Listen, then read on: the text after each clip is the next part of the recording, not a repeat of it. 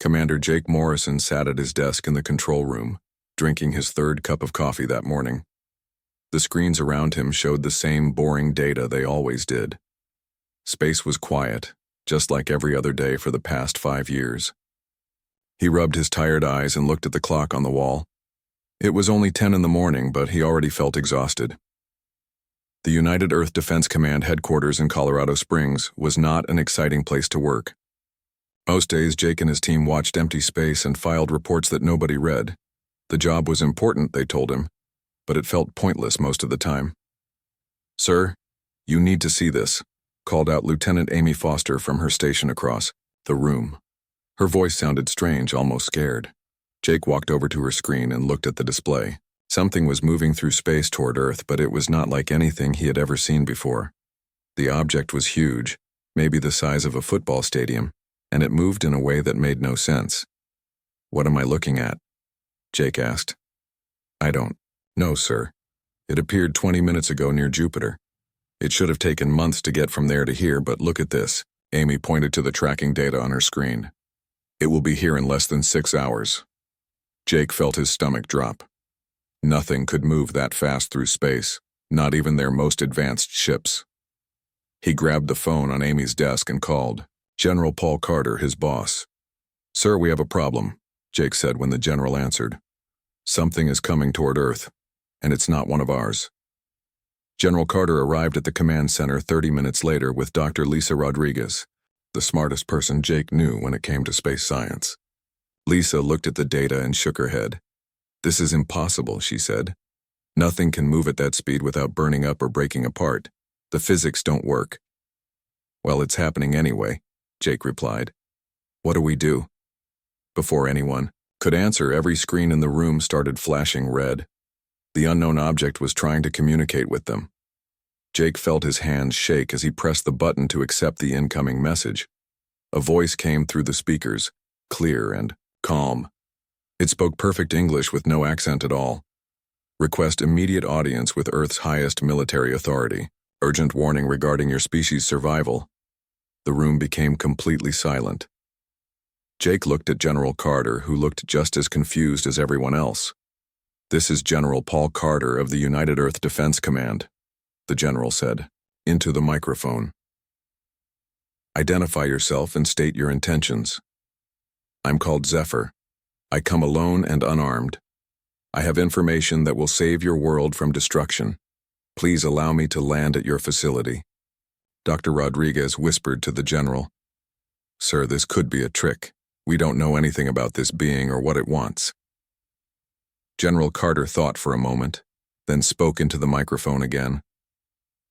"You may land in the designated area outside our main building. You will be surrounded by armed guards. Any hostile action will result in immediate response." "Understood. I thank you for this opportunity." Landing in 15 minutes. Jake watched through the windows as the alien ship descended from the sky. It made no sound at all and seemed to float rather than fly. The ship was beautiful in a way that hurt to look at, like it was made of liquid metal that changed colors in the sunlight. The ship landed softly in the empty field behind the headquarters building. Jake and the others waited, but nothing happened, for several minutes. Then a door appeared in the side of the ship where there had been nothing before. A figure stepped out and walked slowly toward the building. Jake had seen many strange things in his years with the Defense Command, but nothing had prepared him for this. The being looked almost human, but its skin was silver and seemed to glow with soft blue light. It was tall and thin, wearing clothes that looked like they were made of the same material as the ship. "That's definitely not human," Dr. Rodriguez said quietly. The being, Zephyr, walked up to the main entrance where General Carter and 20 armed soldiers were waiting. Jake watched from the control room as Zephyr stopped about 10 feet away from the general and raised both hands to show they were empty. "General Carter," Zephyr said, and Jake could hear the voice through the building's communication system. "I thank you for agreeing to meet with me. What I have to tell you will be difficult to believe, but your species is in great danger." "Speak," General Carter said simply. Zephyr reached into what looked like a pocket and pulled out a small device. Several soldiers raised their weapons, but Zephyr moved slowly and carefully. "This contains information about the Galactic Empire," Zephyr said. "They have been watching your world for many years. They know about your cities, your military, your people. They are coming to take your planet, and they will be here soon." Jake felt his blood turn cold. Dr. Rodriguez grabbed his arm tightly. "Why should we believe you?" General Carter asked. "And why are you telling us this?" Zephyr activated the device, and suddenly the air above it filled with images. Jake could see them clearly through the window. The images showed massive ships in space, bigger than anything humans had ever built. They showed planets covered in strange cities and beings that looked nothing like humans or Zephyr. "I was an intelligence officer for the Empire," Zephyr explained. "I have seen what they do to worlds like yours. They destroy everything that makes a species unique. They turn proud civilizations into slaves. I could not watch this happen to Earth." "How long do we have?" General Carter asked. "The invasion. Fleet left the Empire's staging area 3 months ago. They will arrive in approximately 18 months. When they come, they will bring enough ships to destroy every city on your planet in a single day." Jake felt sick. 18 months was not enough time to build defenses against something like what Zephyr was showing them. The Empire's ships were enormous, and there seemed to be thousands of them. "What do you want from us?" General Carter asked. "I want to help you survive," Zephyr said. "The Empire has conquered over 3,000 worlds, but they have never faced a species like humans. You have something they do not understand, something that might give you a chance, and what do you mean?" Zephyr looked directly at the camera that Jake was watching through, almost as if the being could see him. "You refuse to give up," Zephyr said. "Even when defeat is certain, humans keep fighting. The Empire does not know how to deal with that kind of enemy. If we work together, we might be able to save your world." Jake looked around the control room at his fellow officers. Everyone looked scared, but he could also see something else in their eyes. They looked angry. The idea that some alien empire thought they could just take Earth made every person in the room furious. General Carter must have seen the same thing, because he nodded slowly. "Tell us everything," he said to Zephyr. "We'll need to know exactly what we're up against." As Zephyr began to explain the Empire's methods and weaknesses, Jake realized that everything had just changed. Earth was no longer alone in the universe, and they had just learned that they were about to fight for their very existence. But for the first time since the alien ship had appeared on their screens, Jake felt something other than fear. He felt ready to fight. General Carter called the emergency meeting for the next morning. Leaders from every major country flew to Colorado Springs during the night. Jake had never seen so many important people in one place before. Presidents, prime ministers, and military commanders filled the main conference room. Zephyr stood at the front of the room next to a large screen. The alien looked calm, but Jake could see worry in those strange blue eyes. Dr. Rodriguez sat nearby with her laptop, taking notes on everything. Zephyr said, "Ladies and gentlemen," General Carter began, "what you are about to hear will change everything we thought we knew about our place in the universe." Zephyr stepped forward and activated the holographic device again. The room filled with images of space, but not the empty space humans were used to seeing. This space was full of ships, stations, and worlds that sparkled with artificial light. "The Galactic Empire controls 3,047 star systems," Zephyr said. "Each system has between 3 and 12 inhabited worlds. The total population under Empire control is approximately 800 billion beings." President Maria Gonzalez of the Americas Union raised her hand. "How is that possible? We've been listening to space for over a century and never heard anything. The Empire uses communication methods your technology cannot detect," Zephyr explained. "They have been watching you, but you have not been able to watch them." Captain Ryan Brooks, Earth's top military strategist, leaned forward in his chair. "Tell us about their military capabilities." The images in the room changed to show massive warships floating in formation. Each ship was easily 10 times larger than Earth's biggest space vessel. Jake counted at least 50 ships in the formation, and Zephyr said this was just one small patrol group. The Empire maintains a standing military force of 12 million active vessels, Zephyr continued. Each ship carries between 100 and 5,000 crew members. Their weapons can destroy entire continents from orbit. The room became very quiet. Jake did some quick math in his head and felt his heart sink. Earth's entire space fleet consisted of maybe 200 ships, and most of those were designed for exploration, not fighting. Admiral Kate Sullivan, commander of Earth's space forces, stood up. If they're so powerful, why haven't they conquered the entire galaxy? They have, Zephyr said simply. What you call the galaxy is only a small part of their territory. They rule everything within 50,000 light-years of their home world. Rodriguez looked up from her notes. How do they control so many different species? It seems impossible to manage that many worlds. Zephyr's expression changed, becoming sadder. They are very good at making species fight each other instead of fighting the Empire. When they arrive at a new world, they study the population for months. They learn about local conflicts, old wars, and social problems. Then they make these problems worse.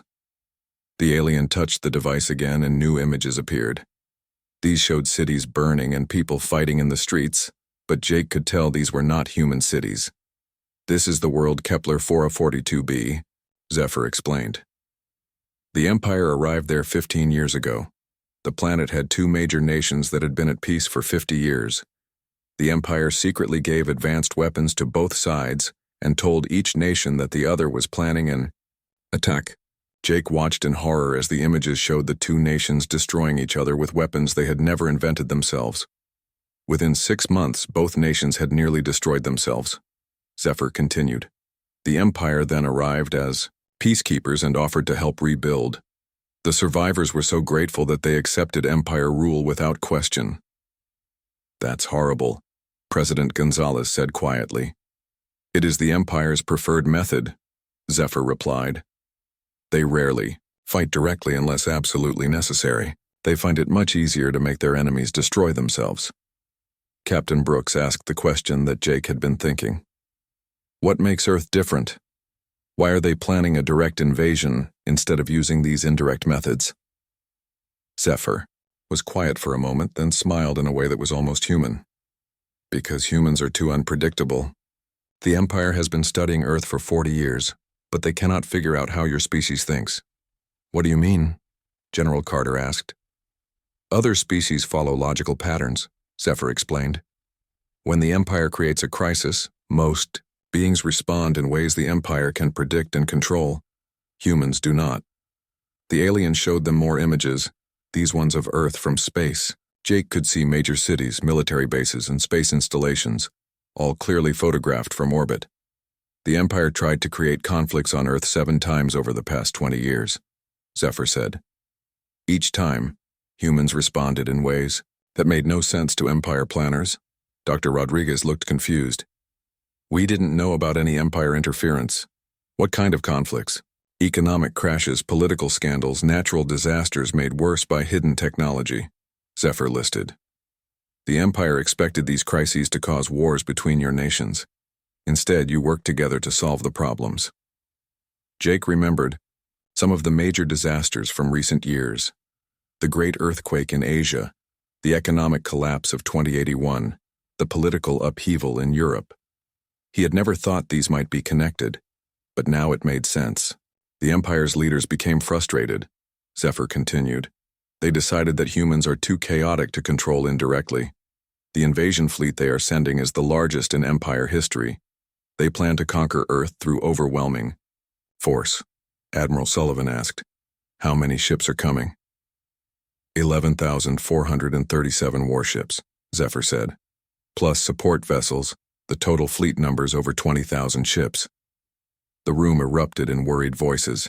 Jake felt dizzy thinking about that many enemy ships. Earth's entire population was less than 12 billion people. The Empire was sending a fleet that could carry more soldiers than Earth had citizens. General Carter called for quiet. Is there any chance of negotiating with them? Some way to avoid this war? Zephyr shook their heads sadly. The Empire does not negotiate with species they plan to conquer. They see Earth's resources and strategic location as too valuable to ignore. Your solar system sits at the junction of several major space routes. Then we fight, President Gonzalez said firmly. We may not have their numbers or technology, but we won't surrender our world without a battle. Several other leaders nodded in agreement. Jake felt a surge of pride in his species. Even facing impossible odds, humans were choosing to resist. Zephyr looked surprised at the reaction. Most species begin planning their surrender at this point in the briefing. Captain Brooks smiled grimly. Then they've never met humans before. What advantages do we have? There must be something we can use against them. Yes, Zephyr said, and for the first time since arriving on Earth, the alien looked hopeful. The Empire has never fought a species that refuses to follow military logic. Their entire war machine is designed to fight predictable enemies. If humans can be as chaotic in war as they are in peace, the Empire will not know how to respond. Kel felt something change in the room. The fear was still there, but it was mixed with determination now. Earth might be facing the most powerful military force in the galaxy, but they were not going to give up without showing the Empire what humans were capable of. General Carter stood up. Then we need to start planning. We have 18 months to prepare for the fight of our lives. 6 months had passed since Zephyr's warning, and Earth looked completely different. Jake Morrison walked through the streets of Denver and could hardly recognize his own city. Every building had been changed in some way, but not in ways that made obvious sense. Some skyscrapers now had gardens growing on their sides. Others had been painted with bright, clashing colors that hurt to look at. Many buildings had strange metal sculptures on their roofs that served no clear purpose. To anyone watching from space, Earth cities would look like they had been designed by crazy people. That was exactly the point. Colonel Dan Parker met Jake at a coffee shop that used to be a bank. The inside had been completely rebuilt to look like a normal restaurant. But Jake knew there was a weapons cache hidden under every table and a radio station in the basement. How's the civilian training going? Jake asked as they sat down. Dan smiled tiredly. Better than I expected. We've trained over 2 million people in basic resistance tactics. The Empire is going to be very surprised when they discover that our waitresses know how to make bombs and our taxi drivers can shoot down aircraft. This was Earth's strangest defense strategy. Instead of building bigger weapons or more ships, they were teaching ordinary people to fight. Every teacher, store clerk, and office worker was learning skills that had nothing to do with their normal jobs. The best part, Dan continued, is that none of it follows standard military training. We're teaching people to fight dirty, to cheat, and to run away when things get bad. Every military textbook in the galaxy says that's wrong, but Zephyr thinks it will confuse the Empire completely. Jake nodded. He had spent the last few months working with Dr. Amy Chen, a brilliant engineer who had become obsessed with building technology that worked badly on purpose. Her workshop was filled with devices that looked advanced but were designed to break down at random times. Amy's fake equipment is ready, Jake told Dan. We've built thousands of machines that look like advanced weapons but actually do nothing useful. We've also created fake military bases that are really just empty buildings with lots of flashing lights. Dan laughed. The Empire is going to waste so much time trying to figure out what our secret weapons do. By the time they realize the truth, hopefully our real defenses will be in position. Their real defenses were unlike anything any military had ever attempted. Instead of building fortresses or massive weapons, Earth was becoming one giant trap. Every city, every building, and every piece of equipment was designed to confuse and frustrate the Empire's forces. Dr. Lisa Rodriguez had worked with Zephyr to understand how the Empire's military mind worked. She discovered that Empire commanders were trained to look for specific things when they invaded a planet: command centers, weapon factories, and organized military units. Earth was hiding all of these things in places where the Empire would never think to look. The real military command center was now located under a shopping mall in Ohio. The main weapons factory had been disguised as a water treatment plant. The most important military units were pretending to be construction workers and school teachers. Jake's phone buzzed with a message from Professor Ben Taylor, the military historian who had become Zephyr's closest human friend. Ben had spent months learning about Empire psychology and had discovered something important. "Meet me at the university," the message said. Zephyr has new information about Empire weaknesses. Jake found Ben and Zephyr in what used to be the university library. The building now looked like a greenhouse from the outside with plants covering every window. Inside it still contained books, but it also housed one of Earth's secret communication centers. "We've figured out something crucial about Empire military doctrine," Ben said excitedly. "Show him, Zephyr." The alien activated a holographic display that showed Empire battle formations. The ships moved in perfect patterns like a deadly dance in space. "Empire fleets are coordinated through a central command network," Zephyr explained. "Every ship receives orders from a command vessel, which receives orders from the Empire homeworlds. The system is incredibly efficient but has one major weakness." "What weakness?" Jake asked. "If the communication network is disrupted, individual ships cannot function independently. Empire officers are trained to follow orders, not to think for themselves. Without constant communication, they become helpless." Ben pulled up another display showing Earth's communication satellites. "We've been modifying our satellites to broadcast interference signals. When the Empire fleet arrives, we can jam their communications and turn their greatest strength into their greatest weakness." Jake felt excited for the first time in months. "How long will the jamming last?" "Unknown," Zephyr admitted. "The Empire will adapt eventually, but there will be a window of opportunity when their fleet is blind and confused." Dr. Rodriguez entered the room carrying a large bag of electronic equipment. "Perfect timing. I finished the prototype for our communication disruption system. It uses the Empire's own communication protocols against them." She pulled out a device that looked like a radio crossed with a computer. "This little machine can mimic Empire command signals and send false orders to their ships. We can make them think they're receiving legitimate commands when they're actually being told to fly in circles or attack each other." Zephyr looked amazed. "I have never seen anyone attempt to use Empire technology in this way. It should not work, but somehow I think it will." Captain Susan Lewis arrived with a report about the evacuation programs. Unlike normal evacuations that moved people to safety, Earth's evacuation was moving important resources to places where they could keep fighting, even if major cities fell. "We've successfully relocated 60% of critical infrastructure," Susan reported. "Our new weapons factories are hidden in farms, mountains, and even underwater. The Empire can destroy our cities, but they won't be able to stop our war production." Jake looked around the room at his friends and colleagues. 6 months ago, they had been ordinary people living peaceful lives. Now they were planning the most unconventional military campaign in history. "How much time do we have left?" he asked.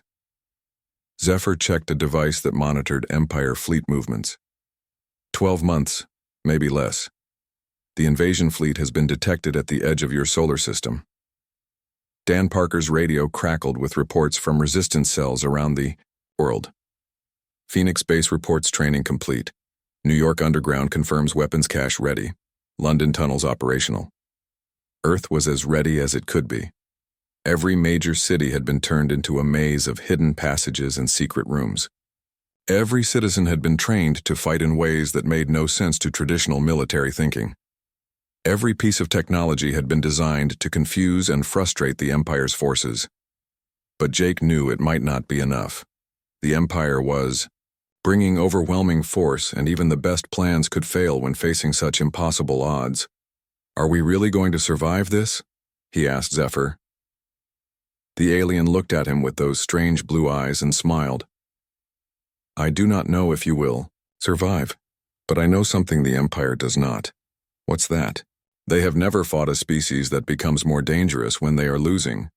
Most beings surrender when defeat seems certain. Humans fight harder." Jake felt a surge of pride mixed with determination. Earth might be facing the most powerful military force in the galaxy, but they were not going to make it easy for the Empire. In 12 months, the Empire would learn what happened when they tried to conquer a species that refused to fight by the rules.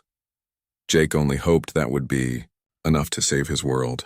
The Empire fleet appeared like a dark cloud covering the stars. Jake Morrison stood in the command center watching thousands of enemy ships fill the space around Earth. Each ship was massive, and there were so many of them that they blocked out entire sections of the night sky.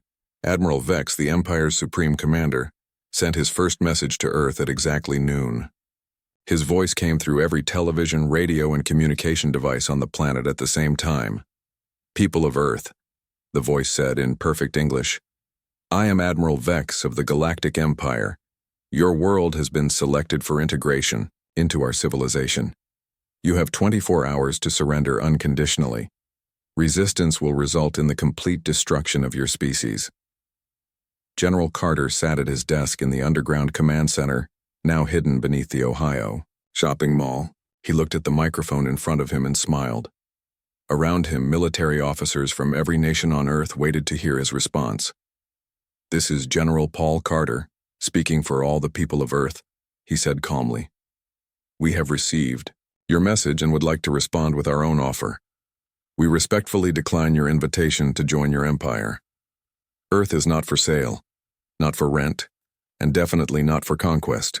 Please leave our solar system immediately and have a nice day." In the Empire command ship high above Earth, Admiral Vex stared at his communication officer in confusion. In 300 years of conquest, no species had ever responded to a surrender demand with politeness and a request for the Empire to leave. "Did they understand the message correctly?" Admiral Vex asked. "Yes, sir. Our translation systems are working perfectly. They said no and asked us to leave." Admiral Vex had conquered 47 worlds during his career. He had seen species beg for mercy, offer tribute, and fight desperately against impossible odds.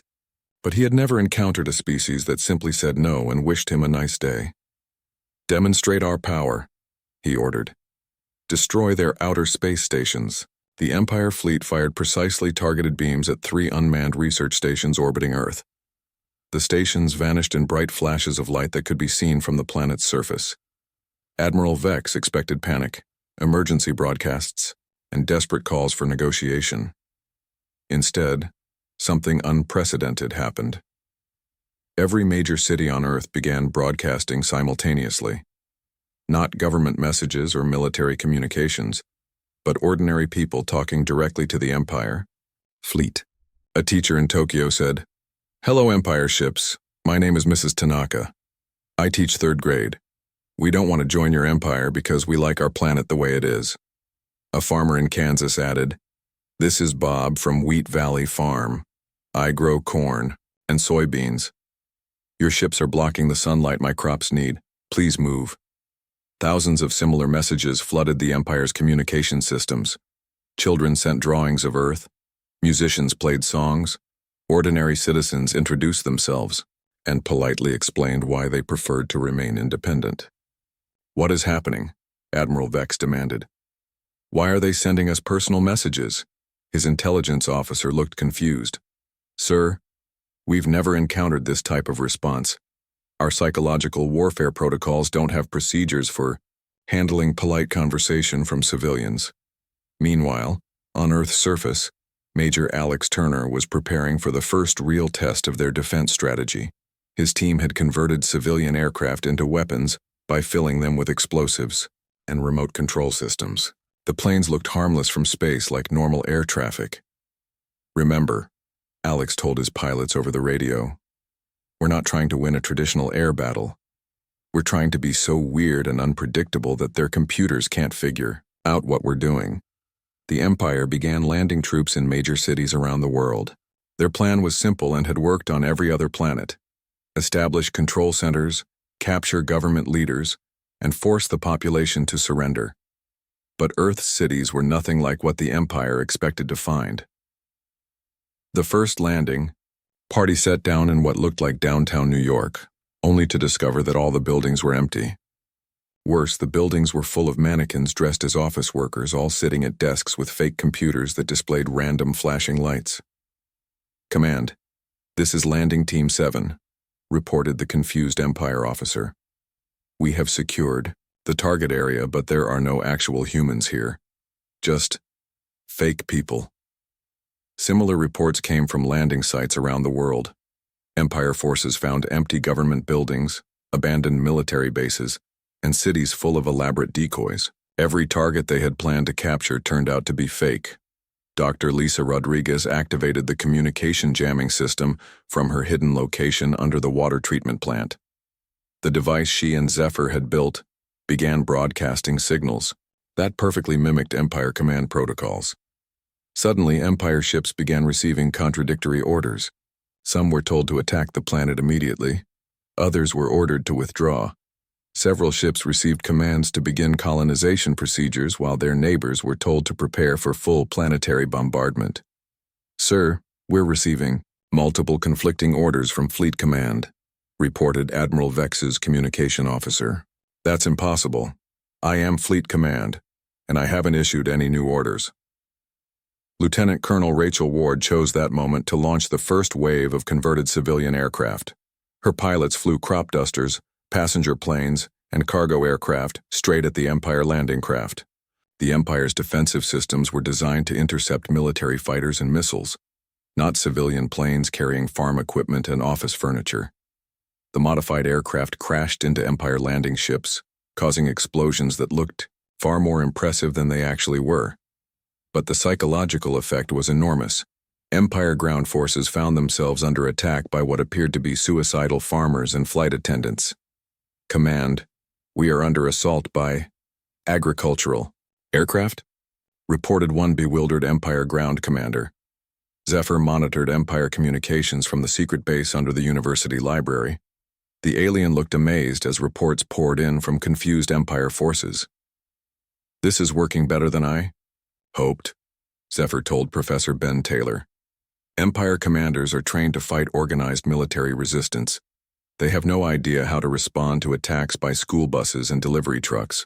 The communication jamming reached full effectiveness just as Empire forces were trying to coordinate their response to Earth's chaotic defense.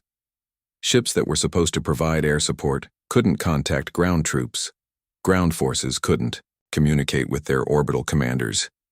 Individual units began making their own decisions, which led to even more confusion. Jake Morrison watched the battle unfold from multiple screens in the command center. Empire forces were winning individual fights, but they were losing control of the overall situation. Their advanced technology and superior numbers meant nothing when they couldn't coordinate their attacks or predict what humans would do next. "How long can we keep this up?" General Carter asked. "Unknown," Jake replied, watching as a group of Empire soldiers tried to capture what they thought was a weapons factory, but turned out to be an actual water treatment plant. But every minute they spend confused is a minute we're still fighting. On the Empire command ship, Admiral Vex realized he was facing something completely outside his experience. His forces controlled the orbital space around Earth and had superior firepower, but the humans refused to fight in any way that made sense. "Sir," his aide reported, "Ground Team 12 reports they have captured an enemy command center, but it contains nothing but children's toys and a recording that plays music when they enter the room." Admiral Vex felt something he had never experienced in 300 years of conquest: doubt. For the first time, he began to wonder if the Empire had made a mistake in coming to Earth. Admiral Vex made his biggest mistake 3 days into the invasion. Frustrated by his fleet's inability to establish control from orbit, he ordered a full ground assault. 50,000 Empire soldiers landed in cities across Earth expecting to find organized military resistance they could defeat with standard tactics. Instead, they found Sergeant Tony Martinez and 10 million other humans who had spent the last year learning how to turn every street corner into a trap. Tony crouched in what used to be a coffee shop in downtown Chicago. The building looked destroyed from the outside, but hidden passages connected it to the bookstore next door, the subway tunnel below, and the apartment building across the street. Empire soldiers walking past had no idea they were being watched by 30 armed humans. "Team 7, this is Tony," he whispered into his radio. "Empire patrol approaching from the north. 6 soldiers, standard formation." "Copy that," came the reply from Sarah Kim, hidden in a fake newspaper stand 50 meters away. "Team 3 is in position." The Empire patrol walked down the street scanning for resistance fighters. Their advanced sensors could detect hidden weapons and concealed enemies, but they were looking for traditional military threats. They completely missed the grandmother sitting on a park bench who was actually spotting for the resistance. and the children playing in the schoolyard who were using hand signals to coordinate the ambush. When the Empire soldiers passed the coffee shop, the attack came from everywhere at once. The newspaper stand exploded, sending metal fragments in all directions. The park bench flipped over to reveal a machine gun nest. The playground equipment opened to release smoke grenades. Even the traffic lights had been rigged to flash in, patterns that temporarily blinded Empire sensors. But the strangest part was what happened next. Instead of staying to fight, every human involved in the ambush simply vanished. They used hidden tunnels, fake walls, and passages that led through buildings that looked completely normal from the outside. By the time Empire reinforcements arrived, they found only empty streets and the sound of children laughing somewhere in the distance. "This is Ground Commander Zek," reported the frustrated Empire officer. "We have engaged resistance fighters, but they disappeared completely. There are no bodies, no prisoners, and no evidence of where they went." Similar reports came from every city on Earth. Empire forces found themselves fighting an enemy that refused to hold territory or engage in sustained battles. Humans would attack suddenly, cause damage, and then melt away like ghosts. Engineer Kelly Roberts had spent months studying captured Empire equipment, not to copy it, but to find ways to make it malfunction. Her workshop under the disguised dairy farm had produced thousands of small devices that could interfere with Empire technology in unpredictable ways. "Phase 2 is ready," Kelly announced over the secure radio network. "All interference devices are in position." She activated a signal that turned on hidden transmitters throughout every major city. Suddenly, Empire weapons began misfiring at random moments. Their armor stopped working during combat. Their communication devices started playing human music and comedy shows instead of military reports. Empire soldiers found their equipment betraying them at the worst possible times. A rifle would jam just as they were about to fire. Body armor would shut down in the middle of a firefight. Worst of all, their helmets began displaying false information, showing enemies where there were none, and missing real threats entirely. "Command, this is impossible," reported one Empire squad leader. "My weapon just fired backwards, my armor is playing a song about dancing, and my targeting system is showing pictures of human pets instead of enemy positions." Commander Jake Morrison coordinated the final phase of Earth's defense from the real command center, now hidden under a children's hospital in Denver. He watched as reports came in from around the world. Earth was losing the conventional battles, but winning the psychological war. "Zephyr, how are the Empire commanders handling this?" Jake asked. The alien looked at the Empire communication intercepts with amazement. "They are panicking. This type of warfare is completely outside their training and experience. Some commanders are requesting permission to retreat." "Retreat?" General Carter asked in surprise. "They have overwhelming superiority in numbers and technology." "Yes, but they are afraid," Zephyr explained. "Empire commanders have never fought an enemy they could not understand or predict. They are trained to win through superior organization and firepower. When those advantages are neutralized, they have no backup plans." Dr. Lisa Rodriguez had been monitoring Empire fleet communications and made a discovery that changed everything. The Empire homeworlds are starting to panic too. They're receiving reports that make no sense to them. Their admirals are describing humans as some kind of military impossibility. The turning point came when Admiral Vex received a direct communication from the Empire's highest leadership. Jake and his team intercepted the message and listened as the Empire's Supreme Council spoke to their field commander.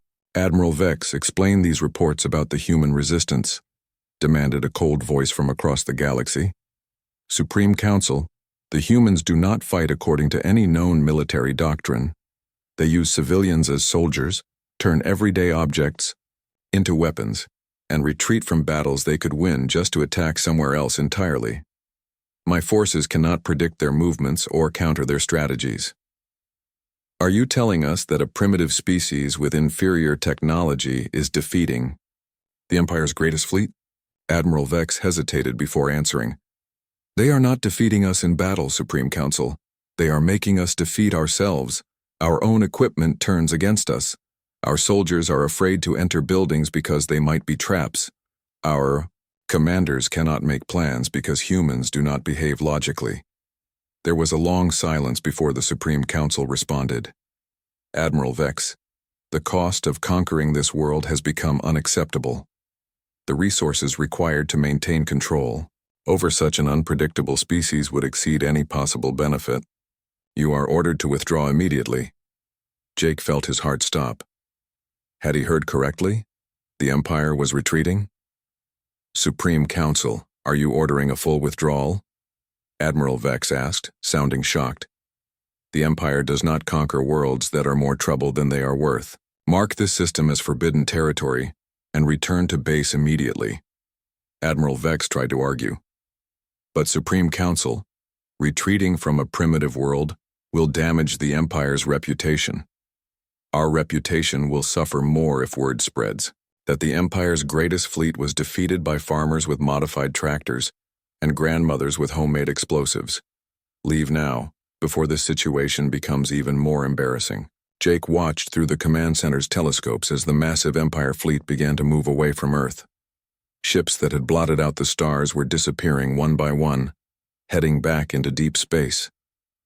Zephyr stood beside him, tears running down the alien's silver cheeks. I have waited my entire life to see the Empire retreat from a world they intended to conquer. You have done something that every other species in the galaxy thought was impossible. We didn't beat them, Jake said quietly. We just confused them so much that they decided we weren't worth the trouble. That is exactly how you beat the Empire, Zephyr replied. They cannot conquer what they cannot understand. As news of the Empire's retreat spread across Earth, celebrations began in every city. But Jake knew this was not really an ending. The Empire would remember Earth now, and they would be back someday with better plans and new strategies. But humanity would be ready. They had learned something important about themselves during this war. When faced with impossible odds, humans did not surrender or despair. They became more creative, more unpredictable, and more dangerous than anyone expected. Dr. Rodriguez joined them at the observation window as the last Empire ships vanished into space. What happens now? She asked. Zephyr smiled. Now Earth becomes something new. You are no longer an isolated world waiting to be discovered. You are the species that made the Galactic Empire run away. That news will spread to every corner of the galaxy. Jake looked up at the stars, which seemed brighter now that they were no longer blocked by enemy ships. Somewhere out there, other worlds were fighting their own battles against the Empire. Maybe Earth's example would give them hope and new ideas for resistance. The Empire made one crucial mistake, Jake said finally. They thought humans would fight like everyone else. They never imagined we would fight like humans.